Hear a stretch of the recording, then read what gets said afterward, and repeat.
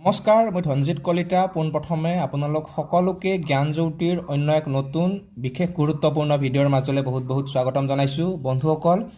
লৈ আহিছোঁ আপোনালোকৰ মাজলৈ 60 দিনীয়া পাঠ্যক্ৰমৰ প্ৰথমটো ভিডিঅ' আৰু এই প্ৰথমটো ভিডিঅ'ত আজি আমি আলোচনা কৰিম এভাৰেজৰ বিষয়ে। এভাৰেজ কি হয়, এভাৰেজ কি বস্তু, এই সম্পৰ্কে মই আজি আপোনালোক সকলোকে বিতংভাৱে জনাই দিবলৈ চেষ্টা কৰিম। আৰু মই আপোনালোকক কথা দিলোঁ যে এই ভিডিঅ'টো চোৱা হোৱাৰ পিছত আপোনালোকৰ মনৰ পৰা সকলোৰে গড় সম্পৰ্কে এটা নতুন ধাৰণাৰ সৃষ্টি হ'ব আৰু সকলোৱে গড় উলিওৱা যিটো প্ৰচেছ, এই প্ৰচেছটো সকলোৱে ভালদৰে কৰিব পাৰিব। গতিকে বন্ধুসকল, ভিডিঅ'টো আৰম্ভ কৰাৰ পূৰ্বে সকলোৱে ভিডিঅ'টো লাইক কৰি লৈ লওক আৰু ভিডিঅ'টো সকলোৱে আপোনালোকৰ বন্ধুবৰ্গৰ মাজলৈ শ্বেয়াৰ কৰিব। বন্ধুসকল চাওক,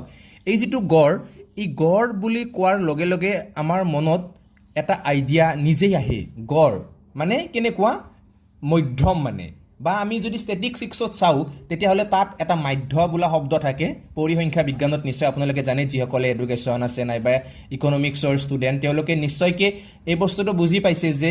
মাধ্য কি হয়। ঠিক আছে, মাধ্য মানে এইটো হয় উচ্চ যিটো মান আৰু যিটো নিম্ন মান, তাৰ মাজৰ যিখিনি মান সেইখিনিকে আমি মাধ্য বুলি কওঁ, যাক আমি এক্স বাৰৰ দ্বাৰা আমি ষ্টেটিষ্টিক্সত বুজাওঁ। মানে এই যিটো এক্স বাৰ মই লিখিলোঁ, এই এক্স বাৰৰ দ্বাৰা আমি জেনেৰেলি এভাৰেজটোক বুজাওঁ। ঠিক আছে, ষ্টেটিষ্টিক্সৰ ষ্টুডেণ্টখিনি নিশ্চয়কৈ এইটো বস্তু বুজি পাইছে। এতিয়া চাওক, এই যিটো মাধ্য বা যিটো গড়, এই বস্তুটো কি হয়, এই কনচেপ্টটো আমি প্ৰথমে জানিব লাগিব। ঠিক আছে, ধৰি লওক যে আপুনি এজন ষ্টুডেণ্ট আৰু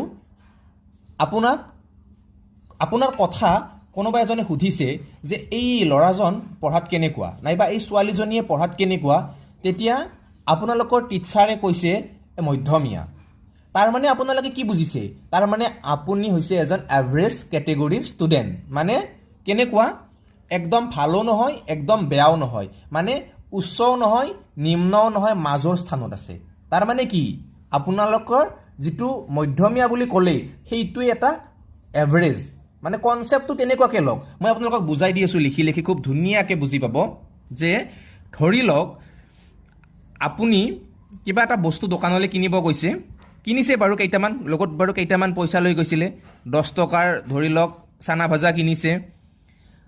15 টকাৰ ধৰি লওক কিবা এটা বেলেগ বস্তু কিনিছে, তাৰপিছত 20 টকাৰ আৰু কিবা এটা বস্তু কিনিছে। ঠিক আছে, 25 টকাৰ আৰু কিবা এটা বস্তু কিনিছে। এনেকুৱাকৈ 4টা আপোনালোকে বস্তু কিনি আনিছে। এতিয়া মই যদি কওঁ যে আপোনালোকে যি এই 4টা বস্তু কিনি আনিলে, ইয়াৰ গড় দাম কিমান, মানে গোটেইকেইটা বস্তুৰ বেলেগ বেলেগ দাম।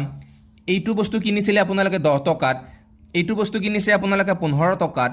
এইটো বস্তু কিনিছে আপোনালোকে 20 টকাত, আৰু এইটো কিনিছে কিমানত, 25 টকাত। মই যদি কওঁ যে ইয়াৰ গড় দাম কিমান হ'ল, তেতিয়া আপোনালোকে কি ক'ব? এই গড় দাম এইটো আৰু কি বস্তু, আমিতো গোটেইকেইটা বস্তু 10, 15, 20 পইচাতে কিনিছোঁ, গড় দামটো দোকানী আমাক কোৱাই নাই, হয়নে নহয়? এনেকুৱা এটা কথা। তো এনেকুৱা কথাটো মই আপোনালোক কৈ আছোঁ, এই যিটো গড়, এই গড়টো কি হ'ব, সদায় এই যিটো 10 আছে, প্ৰথমটো যিটো সৰু সংখ্যা আছে, এই সৰু সংখ্যাতকৈ গড়টো সদায় ডাঙৰৰ ফালে যাব। আৰু যিটো আটাইতকৈ ডাঙৰ সংখ্যা আছে, যিটো 25 আপোনালোকে ইয়াত দেখিছে, গড় সদায় 25তকৈ সৰু হ'ব। মানে গড়টো 25তকৈ সৰু হ'ব আৰু 10তকৈ ডাঙৰ হ'ব। এতিয়া ইয়াৰ গড় কিমান হ'ব, মই আপোনালোকক এইটো কথা বুজাই দি আছোঁ। চাওক, ইয়াৰ গড় কিমান হ'ব, এতিয়া আপোনালোকে এটা মনতে ভাবি লওক যে 10 টকাত এটা কিনিলোঁ, 15 টকাত কিনিছোঁ, 20ত কিনিছোঁ, 25তো কিনিছোঁ। গতিকে ইয়াৰ গড় কি হ'ব পাৰে? ধৰি লওক আপোনালোকে যে ইয়াৰ গড় কিমান, 15 ধৰি লৈছে আপোনালোকে, ইয়াৰ গড় কিমান, 15। এতিয়া এই 15টো সঁচা নে মিছা আপোনালোকে কেনেকৈ গম পাব যে 15টো গড় সঁচা নে মিছা? কেনেকৈ প্ৰুভ কৰিব? প্ৰুভ কৰাৰ বাবে মই আপোনালোকক এটা খুব ধুনীয়া পদ্ধতি কৈ আছোঁ। চাওক, 15 মানে কি, আপোনালোকে এইটো ধৰিলে, গড় মানে এইটো দাম, হয়নে নহয়? 15 টকা ধৰা মানে এইটো ধৰা গ'ল। এতিয়া চাওক, 15তকৈ 10টো কিমান সৰু, আপোনালোক সকলোৱে জানে 15তকৈ 10টো কিমান সৰু, 5 সৰু। কিমান সৰু, 5 সৰু। 15তকৈ 20টো কিমান ডাঙৰ, 5 ডাঙৰ। অ'কে, 15তকৈ 20টো কিমান ডাঙৰ, 5 ডাঙৰ। 10টো 5 সৰু আৰু 25টো 15তকৈ কিমান ডাঙৰ, 10 ডাঙৰ। হৈ গ'ল। কিবা এটা কনচেপ্ট বুজি পাইছেনে আপোনালোকে? পিছলৈকে নিশ্চয়কৈ বুজি পাব, এতিয়া ইমান বুজি নাপাব। এতিয়া চাওক, এইটো এটা -5, এইটো এটা +5, আমি কাটি দিলোঁ। কি থাকিল? 10 বেছি থাকিল, মানে 15ৰ লগত এটা যোগ 10 থাকিল, মানে 15 যোগ 10। এতিয়া চাওক, 15 আৰু 10, 25 ইয়াৰ গড় হ'ব নেকি? 25তো গড় হ'ব নোৱাৰে। 25তকৈ গড়টো সদায় সৰু হ'ব লাগিব। এই দুটা যোগ কৰিলেতো আমি 25 পাম, হয়নে নহয়? এতিয়া এই যিটো 10 আছে, এই 10টো কেৱল মাথো 15ৰ লগত দিলেই নহ'ব। এই 10টো এতিয়া কাৰ পৰা পালোঁ আমি? ইয়াকো কাটাকাটি কৰিছোঁ। এইটো বাৰু শূন্য হৈছিলে, এইটো লিখি দিয়া নাছিলোঁ, কাৰণ 15ৰ পৰা 15 পাবলৈ আমি শূন্যই থাকিব। গতিকে চাওক যে ইয়াৰ গোটেইকেইটাৰ মাজতহে আমি 10টো পাইছোঁ। পাইছোঁনে? চাৰিওটাৰ মাজত আমি কিমান পাইছোঁ? 10 পাইছোঁ। কেইটাৰ মাজত পাইছোঁ? পুনৰবাৰ ক'লোঁ, 1 2 3 4টাৰ মাজত আমি 10টো যোগত পাইছোঁ। গতিকে এই 10টোক আমি 4ৰে হৰণ কৰি দিব লাগিব। এতিয়া আমি উত্তৰটো পাই যাম যে 15টোতো আছেইয়ে, 15টো আছে, আৰু যেতিয়া আপোনালোকে এই 10ক 4ৰে হৰণ কৰিব, তেতিয়াহ'লে আপোনালোকে কিমান পাব? 4 2 গুণ 8, তাৰপিছত 0.2045 গুণ 20, মানে 2.5, আৰু ইপিনে 15। টোটেল যোগ কৰিলে কিমান হ'ব? 17.5 হ'ব ইয়াৰ গড় দাম। ঠিক আছে, গড় দাম হৈ গ'ল। কিমান গড় দাম হ'ল? যিকেইটা বস্তু কিনিছিলে তাৰ যদি গড় দামটো আপোনালোকে উলিয়াব লাগে, তেতিয়াহ'লে গড় দাম কিমান হ'ল? 17.5 টকা হ'ল গড় দাম। এইটো কোনো ধৰণৰ কিতাপত নোহোৱা সূত্ৰ, মই জাষ্ট গড়টো উলিয়াই দি দিছোঁ। এনেকুৱা ধৰণৰ সূত্ৰ আপোনালোকে কিতাপত ক'তো নাপাব। ইয়াৰ কিতাপত এটা সূত্ৰ আছে, আপোনালোকে জানে যে যিটো সামেশ্যন বুলি কওঁ আমি, সামেশ্যন fx/n, ঠিক আছে, এই যিটো ফৰ্মুলা, এই যিটো সূত্ৰ, ইয়াত সামেশ্যন fx মানে সাম অফ দ্য ডাটা, মানে যিমানকেইটা ডাটা দিয়া থাকে গোটেইখিনিকে আমি সাম কৰিব লাগে। যেনেকৈ 10, 15, 20, 25 এনেকৈ আমি যোগ কৰিব লাগে। তাৰপিছত n মানে কি হয়? Number of item, NUMBER of item. Okay, number of item মানে n। এতিয়া নাম্বাৰ অফ আইটেম কিমান আছে? কিমানটা আইটেম কিনিছে? 1 2 3 4টা, মানে 4টা আইটেম কিনিছে। এতিয়া চাওক, এইটো 10 15 25, 25 20 কিমান? 45, 45 25 কিমান? 45 25 কিমান হ'ব? 70 হ'ব নেকি? 70 হ'ব ন? গতিকে 70 আৰু 70ক 4ৰে হৰণ কৰি দিলে আপোনালোকে কিমান পাব? 70ক 4ৰে হৰণ কৰিলে আপোনালোকে পাব, আচ্ছা, হৰণটো মই এইপিনে কৰি দেখুৱাই দি আছোঁ। 70 4 1 4 3 0 4 7 গুণ 28 2.05, মানে 17.5। অ'কে, এইটো হৈছে যিটো ইউনিভাৰ্চেল যিটো মেথড বুলি কওঁ, যিটো আমি কিতাপত পোৱা সূত্ৰ, সেই সূত্ৰৰ মতে আমি এনেকুৱা। কিন্তু মেইন যিটো গড়, সেই গড়টো সদায় কেনেকুৱা এটা বস্তু? এই গড়টো সদায় সৰু সংখ্যাতকৈ ডাঙৰ হৈ যাই থাকিব, আৰু ডাঙৰ যিটো সংখ্যা, ডাঙৰ সংখ্যাতকৈ সদায় গড়টো সৰু হৈ আহিব। নিশ্চয় আপোনালোকৰ ভাল লাগিছে ন অকণমান হ'লেও, যে এনেকুৱা এটা প্ৰচেছ আছে যে আমি উলিয়াব পাৰোঁ। চাওক, মই আপোনালোকক আৰু এটা প্ৰশ্ন দি আছোঁ, মানে কনচেপ্টটো প্ৰথমে আমি বুজিব লাগিব গড়ৰ, তাৰপিছত আমি নিশ্চয়কৈ বিভিন্ন ধৰণৰ প্ৰশ্নসমূহ আমি কৰিবলৈ পাৰিম। চাওক, মই কৈ আছোঁ, A B C D 4জন মানুহ। এৰ বয়স ধৰি লওক কিমান? 24 বছৰ, বিৰ ধৰি লওক 25 বছৰ, আৰু চিৰ বয়স 26 বছৰ, ডিৰ বয়স 27 বছৰ। ইহঁতৰ গড় কিমান হ'ব? গড় বয়স যদি আমি উলিয়াব লাগে কিমান হ'ব? এৰ বয়স 24, বিৰ বয়স 25, চিৰ বয়স 27, আৰু ডিৰ বয়স কিমান?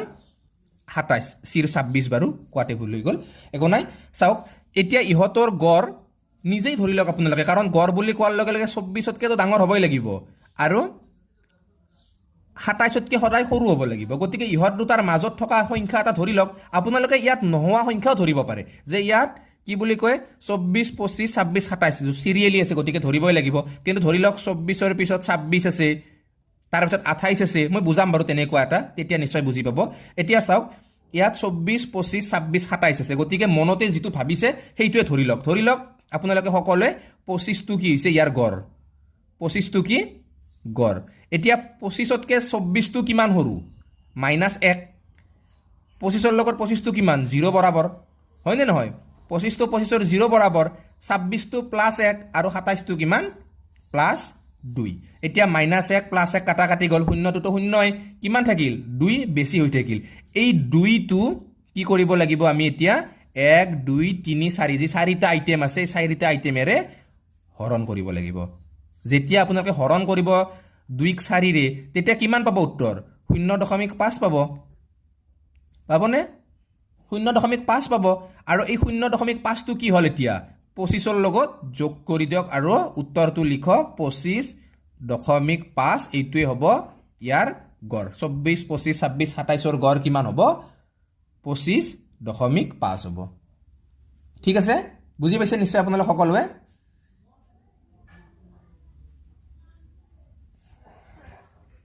লগা হয় এনেকুৱা ধৰণৰ প্ৰচেছখিনি নিশ্চয় আপোনালোকে সকলোৱে জনাটো খুবেই দৰকাৰ মই আপোনালোকক আকৌ এটা প্ৰশ্ন দি আছোঁ চাওক এইটো এক্সাৰচাইজ হিচাপে আপোনালোকে কৰক ময়ো কৰি গৈ আছোঁ যে আপোনালোকে এক্সাৰচাইজ লিখি লওক কি হয় ধৰক কিবা এটা কাপোৰ কিনিছে দাম 108 টকা গেঞ্জি কিনিছে তাৰপিছত ধৰক আকৌ কিবা এটা চেণ্ডেল কিনিছে দাম ধৰি লওক তাৰ 95 অ'কে তাৰপিছত আকৌ কিবা এটা বস্তু কিনিছে আৰু আপোনালোকে মই বস্তুটো আৰু কিমান কৈ থাকিম ন নাম্বাৰে নাহে মোৰ মনত আকৌ ধৰক সেইটো বস্তুৰ দাম 105 টকা তাৰপিছত ধৰি লওক কিবা এটা বস্তু কিনিছে তাৰ দাম আকৌ 125 টকা তাৰপিছত আকৌ এটা বস্তু কিনিছে তাৰ দাম হৈছে কিমান 60 টকা এনেকুৱাকৈ কেইটামান বস্তু আপোনালোকে কিনিছে কেইটা বস্তু কিনিছে 5টা কিনিছে ঠিক আছে কিমান কিনিছে 5টা বস্তু কিনিছে এই 5টা বস্তুৰ যদি আপোনালোকক গড় উলিয়াব দিয়ে তেতিয়াহ'লে আপোনালোকে গড়টো কেনেকৈ উলিয়াব কোনো ধৰণৰ সূত্ৰ ইয়াত ইউজ কৰিব নালাগে কেনেকৈ ধৰি লওক আপোনালোকে ইয়াৰ মাজত থকা এটা সংখ্যা ধৰি লওক যে ইয়াৰ মাজত থকা এটা যদি সংখ্যা ধৰিলে কি আছে ইয়াত আটাইতকৈ সৰু 60 আটাইতকৈ ডাঙৰ 125 গতিকে ইহঁত দুটাৰ মাজত ধৰি লওক আপোনালোকে মনতে ভাবি লওক যে ইহঁতৰ গড় 100 মিলে নিমিলে পিছত সেইটো আমি প্ৰুভ কৰি ল'ম 100টো ধৰি ল'লে ঠিক আছে 100তকৈ 108টো কিমান ডাঙৰ 8 ডাঙৰ 95 5 সৰু 105 5 ডাঙৰ 125 25 ডাঙৰ 60টো 40 সৰু এনেকুৱা প্ৰচেছটো মিলাই দিয়ক এতিয়া -5 আৰু +5 কাটা কাটি গ'ল ঠিক আছে তাৰপিছত কি হ'ল 25 আৰু 40 ইয়াৰ দুটাক যদি আমি কটাকটি কৰোঁ তেতিয়াহ'লে কিমান থাকিব -15 থাকি যাব হয়নে নহয় তাৰপিছত -15 আৰু +8 ইহঁত দুটাকো যদি আমি কাটা কাটি কৰোঁ তেতিয়াহ'লে কিমান থাকিব 8টো নোহোৱা হৈ যাব আৰু মাইনাছৰ ঘৰত 7 থাকি যাব মানে 100টো আছেয়ে 100ৰ পৰা আমি বিয়োগ কৰিব লাগিব কিমান মাইনাছ আছে মানে কি বিয়োগ হ'ব এইবাৰ 7 বিয়োগ কৰিব লাগিব এতিয়া 7টো আমি 100ৰ পৰা বিয়োগ কৰিলে নহ'ব কাৰ পৰা কৰিব লাগিব 1 2 3 4 5 এই যে 5টা আইটেম লৈছোঁ এই 5টা আইটেমৰ পৰাই আমি 7 বিয়োগ কৰিব লাগিব তেতিয়া আমি কিমান পাম ঠিক আছে এই যেটো 7 আমি বিয়োগ কৰিলোঁ 5টা আইটেমৰ দ্বাৰা এতিয়া আমি উত্তৰ কিমান পাম 7টোক আপোনালোকে হৰণ কৰি দিয়ক কিমান পাব 7টো হৰণ কৰিলে হৰণ কৰি দিয়ক ইপিনে আপোনালোকে 7 5 1 2 দশমিক তাৰ সৰি ইয়াত 5 2 0 1.4 ন কিমান হ'ল 100 বিয়োগ 1.4 100ৰ পৰা যেতিয়া আপোনালোকে 1.4 বিয়োগ কৰিব তেতিয়া আপোনালোকে কিমান পাব 98.6 পাব ঠিক আছে কিমান পাব আপোনালোকে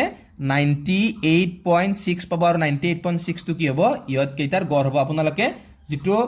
সামেশন x/n তাৰ দ্বাৰা আপোনালোকে এইটো প্ৰুভ কৰি চাব পাৰে এইটোৱে মিলি যাব ঠিক আছে নিশ্চয় আপোনালোকৰ ভাল লাগিছে ন যে কেনেকুৱাকৈ আমি গড় নিৰ্ণয় কৰোঁ বা গড়ৰ কিবা এটা যি কনসেপ্ট আপোনালোকে বুজি লৈছে নিশ্চয়কৈ ভালো লাগিছে চাগে যে গড় সদায় সৰু সংখ্যাটোতকৈ ডাঙৰ হয় আৰু গড় সদায় ডাঙৰ সংখ্যাটোতকৈ কি হয় সৰু হয় ঠিক আছে ইহঁতৰ মাজত মানে সৰু সংখ্যাটো আৰু ডাঙৰ সংখ্যাটোৰ মাজত সৃষ্টি হয় কি গড়ৰ ঠিক আছে মই এবাৰ কেইটামান ইম্পৰ্টেন্ট ফ্যাক্টস দি আছো গড় কেনেদৰে আপোনালোকে নিৰ্ণয় কৰিব পাৰে তাৰ বিষয়ে মই আপোনালোকক কেইটামান কথা দি আছো যে হেইকেইটা ভালদৰে পঢ়িলে বা ভালদৰে চালে হেইকেইটা নিশ্চয়কৈ আপোনালোকে বিভিন্ন ধৰণৰ প্ৰশ্নসমূহ কৰিব পাৰিব কেইবাৰ আচ্ছা চাওক এবাৰ কেইটামান ইম্পৰ্টেন্ট ফ্যাক্টছৰ বিষয়ে জানিম যে এইকেইটা জনাটো খুবেই দৰকাৰ হয় জেনেৰেলি গড় যদি আপোনালোকে উলিয়াব লাগে তেতিয়াহ'লে সাম অফ ডাটা বাই এন এই মেথডটোৰ দ্বাৰা আপোনালোকে যিকোনো গড় উলিয়াব পাৰিব তাৰ উপৰি ধৰক যে যদি আপোনাক কৈছে যে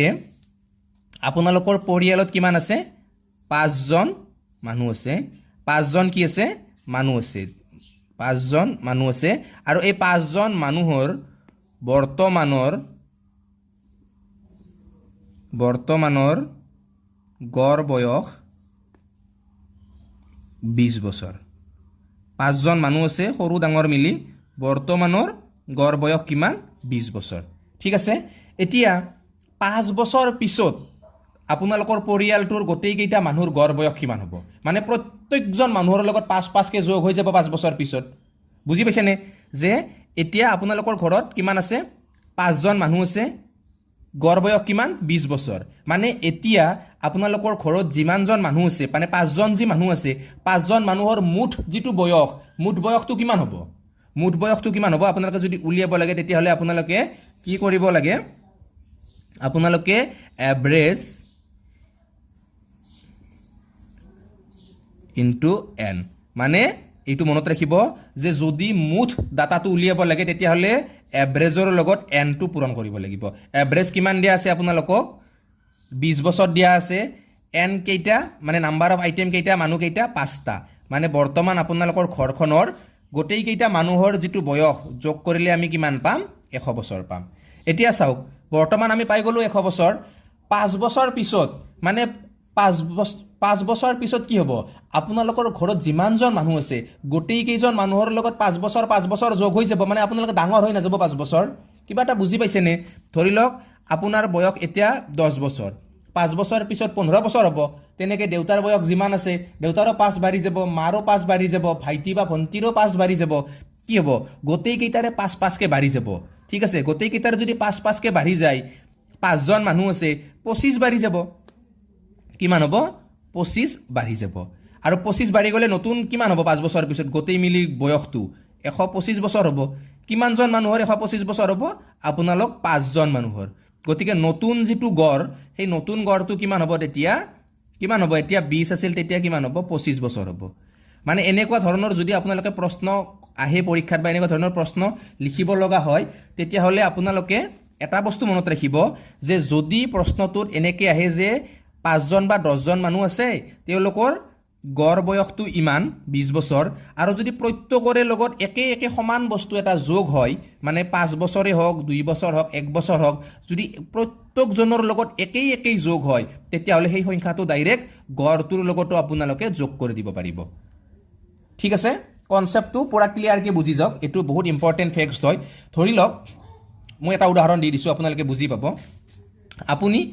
এখন দোকানৰ পৰা কলম কিনিব গৈছে ঠিক আছে এটা কলম কিনিছে আপোনালোকে কেই টকাৰ 5 টকাৰ এটা কলম কিনিছে 10 টকাৰ আকৌ এটা কলম কিনিছে আপোনালোকে 12 টকাৰ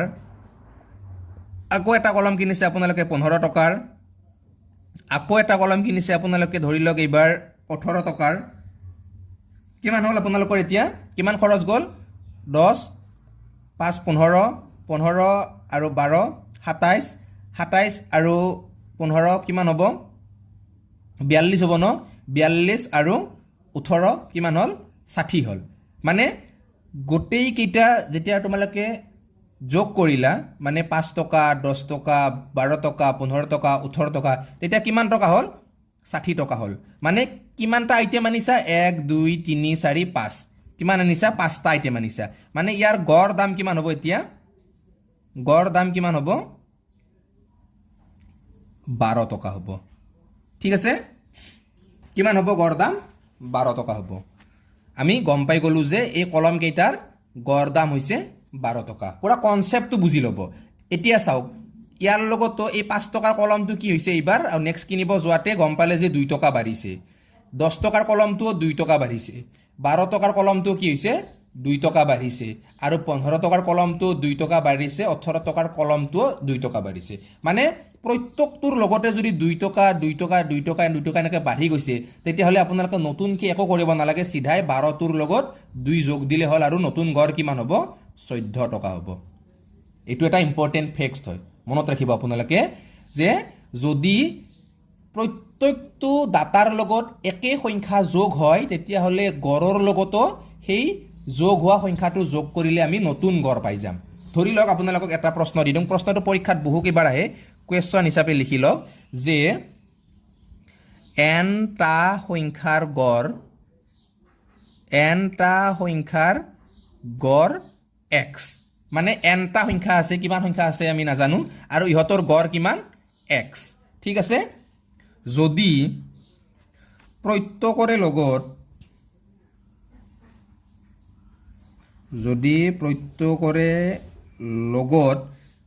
a যোগ কৰা হয় নতুন গড় কিমান হ'ব নতুন গড় কিমান হ'ব ঠিক আছে যে আমি গম পালো nটা সংখ্যাৰ গড় কিমান আছে x হয়নে nটা সংখ্যাৰ গড় x আৰু যদি প্ৰত্যেকৰে লগত a যোগ কৰা হয় তেতিয়াহ'লে নতুন গড় কিমান হ'ব আমি পুৰণা গড় কিমান আছে x আছে প্ৰত্যেকৰে লগত যোগ হৈছে যিমানটা আছে সিমানটাৰ লগত যোগ হৈছে গতিকে কি ইয়াৰ লগতো যোগ হ'ব বুজি পাইছেনে যে কি হ'ব nটা সংখ্যাৰ গড় x আৰু nটা মানে যিমানটা সংখ্যা আছে প্ৰত্যেকটোৰ লগত যদি a যোগ হৈছে তেতিয়াহ'লে কি ইয়াৰ যেটো নতুন গড় হ'ব নতুন গড়টোৰ লগতো a যোগ হ'ব মানে x + a হ'ব পুৰা কনসেপ্ট ক্লিয়াৰ আপোনালোকৰ 100% কনসেপ্ট ক্লিয়াৰ হৈছে নে এতিয়া চাওক যদি এই কেটা কলম যি কিনিছে এই কলম কেটাৰ পৰা যদি বিয়োগ হয় যে 2 টকা ইয়াৰ কমিল 5 টকাটো 3 টকাত কিনিব লগা হৈছে 10 টকাৰ পৰাও 2 টকা কমিল 12 টকাৰ পৰাও 2 টকা কমিল 15 টকাৰ পৰাও 2 টকা কমিল 18 টকাৰ পৰাও 2 টকা কমিল ঠিক আছে গোটেই কেইটাৰ পৰা যদি এনেকে 2 টকা কমি যায় 2 টকা যদি গোটেই কেইটা কলমৰ পৰা কমি যায় তেতিয়া নতুন গড় কি হ'ব তেতিয়া 12 বিয়োগ 2 হ'ব অৰ্থাৎ তেতিয়া উত্তৰ কিমান হ'ব 10 টকা হ'ব গড় মানে nটা সংখ্যাৰ গড় x যদি প্ৰত্যেকৰ লগত a বিয়োগ কৰা হয় মানে এবাৰ যদি যোগৰ যায় যদি আমি বিয়োগ লিখি দিও তেতিয়াহ'লে নতুন গড় কিমান হ'ব x - a মানে ইয়াত বেলেগ একো কৰিব নালাগে মানে গণিতটো কৰি সময়বিলাক নষ্ট কৰিব নালাগে সিধাই x ৰ পৰা a টো বিয়োগ কৰি দিলে হ'ল মানে এটা বস্তু মনত ৰাখক এনেকুৱা সংখ্যাৰ ক্ষেত্ৰত কি হ'ব যোগ হলে x + a হ'ব বিয়োগ হলে কিমান হ'ব x - a হ'ব আৰু যদি পূৰণ হয় তেতিয়াহ'লে x a হ'ব মানে পূৰণ x a বা ax হ'ব আৰু যদি হৰণ হয় তেতিয়াহ'লে কিমান হ'ব x / a হ'ব এই বস্তুটো আপোনালোকে একদম ভালকে মনত ৰাখিব ঠিক আছে মই এবাৰ ইয়াৰে ওপৰত আপোনালোকক এটা কোৱেশ্চন দি আছো বহুত ভাল লাগিব আপোনালোকে কোৱেশ্চনটো কৰি নিশ্চয়কে গম পাব যে বহুত বেছি ভাল লগা এটা প্ৰসেস আমি পঢ়ি আছো ইম্পৰ্টেন্ট ফ্যাক্টছৰ বিষয় পঢ়িছো আৰু আপোনালোকে নাভাবিব যে এইবিলাকনো কি পঢ়াই আছে এইবিলাক আৰু আহিব নেকি পৰীক্ষাত অতিকে গুৰুত্বপূৰ্ণ বস্তু এইখিনিয়ে হয় গড়ৰ জেনেৰেলি আপোনালোকক গড় উলিওৱা কেইটামান সূত্ৰ দি কিনে 5 জন মানুহৰ গড় ইমান এজন মানুহ নতুনকৈ আহিছে তাৰ বয়স যোগ কৰিলে ইমান হ'ব এনেকুৱা ধৰণৰ কেইটামান প্ৰশ্ন দি কিনে মই আপোনালোকক ক্লাছটো শেষ কৰিব পাৰো কিন্তু মোৰ প্ৰথম উদ্দেশ্যটোই যেহেতু হৈছে আপোনালোকক কনসেপ্ট বুজোৱা ইয়াৰ সূত্ৰ বুজোৱা ইয়াৰ মানে সাৰাংশ বুজোৱা গতিকে আপোনালোকে ইয়াৰ গড়ৰ বিশেষকৈ ফুল কনসেপ্টটো জানিব লাগিব থিওৰিখিনি জানিব লাগিব ঠিক আছে প্ৰশ্ন এটা আপোনালোকৰ মাজলৈ লৈ আহিছো প্ৰশ্নটো লিখাতে মোৰ ভাগত ধৰি গৈছে বাৰু কিন্তু উত্তৰটো অতিকে সহজে আপোনালোকে বুজি পাব মাত্ৰ কেইটামান সেকেন্ডৰ ভিতৰতে কৰিব পাৰিব প্ৰশ্নটো চাওক যে 10 জন ছাত্ৰৰ গড় বয়স 20 বছৰ যদি প্ৰত্যেকজন ছাত্ৰৰ বয়স 2 ৰে হৰণ কৰা হয় আৰু পিছত প্ৰত্যেকজনৰ বয়স 3 ৰে পূৰণ কৰা হয় আৰু পিছত প্ৰত্যেকজনৰ বয়সৰ 5 বছৰ বিয়োগ কৰা হয় আৰু পিছত প্ৰত্যেকজনৰ বয়সৰ লগত 4 বছৰ যোগ কৰা হয় তেন্তে নতুন গড় কিমান হ'ব প্ৰশ্ন লিখাতে বুজাতে বহুত টাইম গুচি যাব না এনেকুৱা ধৰণ হলে কিন্তু একো নাই একদম সহজ হয় নিশ্চয় আপোনালোকে বুজি পাইছেয়ে যদি প্ৰত্যেকৰ লগত যদি শব্দটো থাকে তেতিয়াহলে কি হয় সিধাই আমি গড়টোৰ লগতে আমি কৰিব পাৰো মানে চাওক কনসেপ্টটো বুজাই দিছো প্ৰথমে মই উত্তৰটো কৰি দিছো তাৰ পিছত মই আপোনালোকক প্ৰুফ কৰি দেখাই দিম চাওক যে ইয়াত 10 জন মানুহ আছে 10 জন মানুহৰ গড় কিমান বুলি কৈছে 20 বছৰ 10 জন মানুহৰ গড় কেই বছৰ 20 বছৰ আৰু কি হৈছে যদি প্ৰত্যেকৰে লগত যদি 2ৰে হৰণ কৰা হয় মানে প্ৰত্যেকৰে বয়সটো যদি 2ৰে হৰণ কৰা হয় তেতিয়াহ'লে গড়টোকো 2ৰে হৰণ কৰিলেই হ'ল গড়টোক 2ৰে হৰণ কৰিলে নতুন গড় কিমান হ'ব 2ৰে 20ক হৰণ কৰিলে 10 বছৰ হ'ল মানে নতুন গড় আমি কিমান পালোঁ 20 বছৰ এইটো কি হ'ল নতুন গড় আমি কিমান পালোঁ 10 বছৰ এইটো হ'ল আমাৰ নতুন গড় এতিয়া তাৰ পিছত আৰু আমাক কৈছে যে প্ৰত্যেকৰে লগত 3 পূৰণ মানে গড়টোৰ লগতো 3 পূৰণ দিব লাগিব গড়টোৰ লগত 3 পূৰণ দিলে আমি কিমান পাম 10 3 গুণ 30 বছৰ পালোনে নতুন গড় কি হ'ল এইবাৰ আমাৰ 30 বছৰ হ'ল ঠিক আছে প্ৰথম অৱস্থাত নতুন গড় আছিল 20 বছৰ আমি প্ৰত্যেককে যেহেতু 2ৰে হৰণ দিছোঁ নতুন গড় পালোঁ আমি 10 বছৰ প্ৰত্যেককে আমি 3ৰে পূৰণ দিছোঁ গতিকে এইবাৰ নতুন গড় আমি কিমান পালোঁ 30 বছৰ এইবাৰ আকৌ আমাক কৈছে যে প্ৰত্যেকৰে পৰা কি কৰিব দিছে 5 বছৰ বিয়োগ কৰিব দিছে মানে আমি 30ৰ পৰা 5 বছৰ বিয়োগ কৰি দিলোঁ কিমান হ'ল এতিয়া 30ৰ পৰা 5 গ'লে কিমান হ'ব 25 বছৰ ঠিক আছে এতিয়া কি কৈছে প্ৰত্যেকৰে বয়সৰ লগত আকৌ 4 বছৰ যোগ কৰিব লাগে মানে গড়ৰ লগত 4 বছৰ যোগ কৰি দিলে হৈ গ'ল মানে 29 বছৰ এতিয়া আমি সেই 10 জন মানুহৰ যিটো গড় বয়সটো আমি কিমান পালোঁ 29 বছৰ একদম শেষত উলিয়াব লগা সহজ হয় একদম সহজ হয় এতিয়া আপোনালোকে হয়তো কিছুমানে মানি নল'বও পাৰে যে মইহে কৈছোঁ 29 বছৰ বুলি ইয়াৰ প্ৰমাণ কি আছে যে আমি কেনেকৈ জানিম যে 10 জন ছাত্ৰৰ বৰ্তমান গড় বয়স 29 বছৰ বুলি কাৰণ ইমান যোগ বিয়োগ পূৰণ হৰণ কিমান যে দিছে প্ৰশ্নটোত তো এই প্ৰশ্নটো মই আপোনালোকক পৰা একদম ধুনীয়াকৈ সলভ কৰি দেখাই দি আছোঁ চাওক একদম প্ৰথম টাইম চাওক যে 10 জন মানুহ আছে এই 10 জন মানুহৰ গড় কিমান 20 বছৰ 10 জন মানুহৰ গড় কিমান 20 বছৰ ওকে এতিয়া চাওক এই 10 জন মানুহৰ মুঠ কিমান হ'ব মুঠ উলিয়াব লগা হ'লে কি আছিল এই দুটা পূৰণ কৰিব লগা আছিল গতিকে 10 জন মানুহৰ গোটেইকেইটাৰে বয়স যোগ কৰিলে আমি কিমান পাম 200 বছৰ পামনে গোটেইকেইটাৰে মুঠ আমি কিমান পালোঁ 200 বছৰ পালোঁ এইটো হ'ল কি হ'ল মুঠ এতিয়া যিহেতু গোটেইকে হৰণ কৰিব লাগিব 10টাকে যিহেতু হৰণ কৰিব লাগিব 2ৰে গতিকে আমি কি 200টোক 2ৰে হৰণ কৰি দিব লাগিব 200টোক যেতিয়া আমি 2ৰে হৰণ কৰি দিম তেতিয়া আমি কিমান পাম 100 পামনে এতিয়া 100টো কি হৈ যাব এতিয়া গোটেই যি 10 জন মানুহ আছিল 10 জন মানুহৰ বৰ্তমান গোটেইকেইটাৰে বয়সৰ যোগফলটো কিমান হ'ব 100 বছৰ হ'ব গতিকে ইয়াৰ নতুন গড়টো কিমান হ'ব 10 জনটো মানুহ আছেয়ে নতুন গড়টো কিমান হ'ল 10 বছৰ হ'ল এইখিনিলৈকে বুজি পালে একদম ক্লিয়াৰ যে নতুন গড় এইবাৰ কিমান পালে 10 বছৰ পালে তাৰমানে কি নতুনত য'ত আছে এতিয়া মানুহটো আপোনালোকে য'ত আছে থিয় দি তাত মানে কি হ'ল সৰ্বমুঠ বছৰ গোটেইকেইজনৰ মিলি কিমান আছে 100 বছৰ আছে মানে 200 আছিল 2ৰে হৰণ কৰি দিলোঁ 100 বছৰ থাকিল এতিয়া চাওক যে গোটেইকেইটাৰ বয়সৰ লগত 3 পূৰণ কৰিব দিছে মানে এতিয়া 100 বছৰ আছে মুঠ গোটেইকেইটাৰে বছৰ 100 বছৰ আছে গোটেইকেইটাৰ লগত 3 পূৰণ মানে 100টোৰ লগত 3 পূৰণ হৈ যাব তেতিয়া গোটেইকেইটাৰ লগতে 3 পূৰণ কৰিব দিছে গতিকে 100ৰ লগত 3 পূৰণ দিলে কিমান হ'ব 100ৰ লগত 3 পূৰণ দিলে 300 হ'বনে 100ৰ লগত 3 পূৰণ দিলে আমি কিমান পালোঁ 300 পালোঁ 300টো কাৰ বছৰ হ'ব এতিয়া 10 জন যি মানুহ আছে সেই 10 জন মানুহৰ মুঠ বয়স কিমান হ'ব 300 বছৰ মানে ইহঁতৰ এতিয়া নতুন যিটো গড় নতুন গড়টো কিমান হ'ব 30 বছৰ হ'ব হয়নে নহয় প্ৰথমতে নতুন গড় আমি 10 বছৰ পালোঁ এইবাৰ ছেকেণ্ড টাইম নতুন গড় আমি কিমান পালোঁ 30 বছৰ পাইছোঁ মানে আমাৰ মিলি আছে এতিয়া মানে কি মুঠ কিমান পালোঁ মানে 10 জন মানুহৰ মুঠ বয়সটো পালোঁ আমি 300 বছৰ এতিয়া আমাক কৈছে যে এই যি 300 বছৰ আছে গোটেইকেইজনৰ মুঠ বয়স ইয়াৰ পৰা কি কৈছে গোটেইকেইজনৰ পৰা 5 বছৰকৈ বিয়োগ কৰিব দিছে মানে 10 জন মানুহ আছে 10 জন মানুহৰ পৰা যদি 5 বছৰকৈ বিয়োগ কৰোঁ কিমান বছৰ বিয়োগ কৰিব লাগিব আমি 50 বছৰ বিয়োগ কৰিব লাগিব মানে 10 জন মানুহ আছে গতিকে 300ৰ পৰা 50 গ'লে কিমান থাকিব 250 থাকিব এতিয়া বাছি এই 250টো কাৰ বছৰ এই 10 জন মানুহৰ বছৰ এইবাৰো ঠিক আছে এই 250টো কাৰ বছৰ এই 10 জন মানুহৰ বছৰ আৰু 10 জন মানুহৰ এতিয়া গড় কিমান হ'ব 25 বছৰ হ'ব মানে ইয়ালৈকে আপোনালোকে বুজি পালে ঠিক আছে এতিয়া 10 জন মানুহৰ মুঠ কিমান বছৰ ৰৈ আছে আপোনালোকে গম পালে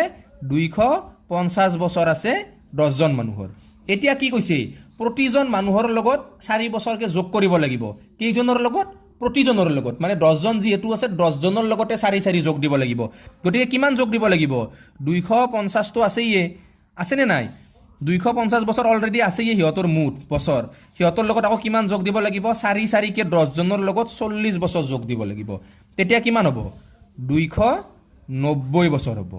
গোটেইকেইটাৰ আৰু 290 বছৰটোৰ কেইজনৰ মাজত 10 জনৰ মাজত গতিকে ইহঁতক 10 হৰণ কৰি দিলে নতুন গড় আমি কিমান পাম 29 বছৰ পাম হৈ গ'ল পুৰা কনচেপ্ট ক্লিয়াৰ আপোনালোকৰ ইমান এই ডাঙৰ যিটো আমি প্ৰচেছ কৰিলোঁ এই ডাঙৰ প্ৰচেছটো নকৰি কিনে আমি চিধাই একদম এক লাইনতে আমি এনেকৈ কৰিব পাৰোঁ প্ৰথম যিটো গড় আছে গড়টোক 2 হৰণ তাৰপিছত নতুন গড়টোৰ 3 পূৰণ তাৰপিছত নতুন গড়টোৰ লগত 5 বিয়োগ তাৰপিছত গড়টোৰ লগত 4 যোগ তেতিয়া আমি 29 পাম আৰু এক লাইনতে উত্তৰ শেষ পুৰা ভাল লাগিছেনে আপোনালোকৰ নিশ্চয় ভাল লাগিব লাগে বহুত বেছি ভাল এটা কনচেপ্ট হয় গড় উলিওৱা আৰু এই কনচেপ্টটো আপোনালোকে সকলোৱে ভালকৈ পঢ়ক বিভিন্ন ধৰণৰ প্ৰশ্ন এনেকুৱাকৈ কৰক তাৰপিছত নিশ্চয় আপোনালোকে কৰিব পাৰিব এনেকুৱা ধৰণৰ প্ৰশ্নবোৰ আৰু গড়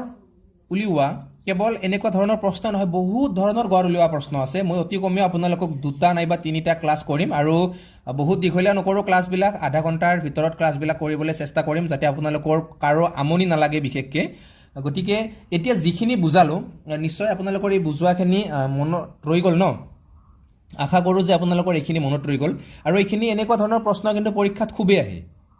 ঠিক আছে এনেকুৱা ধৰণৰ প্ৰশ্নখিনি পৰীক্ষাত কিন্তু খুবেই আহে গতিকে আপোনালোকে ভালদৰে মনোযোগেৰে কৰিব আৰু প্ৰতিজনে আপোনালোকৰ নিজৰ যি নোটবুকত এনেকুৱা ধৰণৰ মেথছখিনি নোটছ কৰি যাব ঠিক আছে এনেকুৱা ধৰণৰ মেথছখিনি আপোনালোকে কি কৰিব সকলোৱে নিজৰ নোটবুকত নোটছ কৰি যাব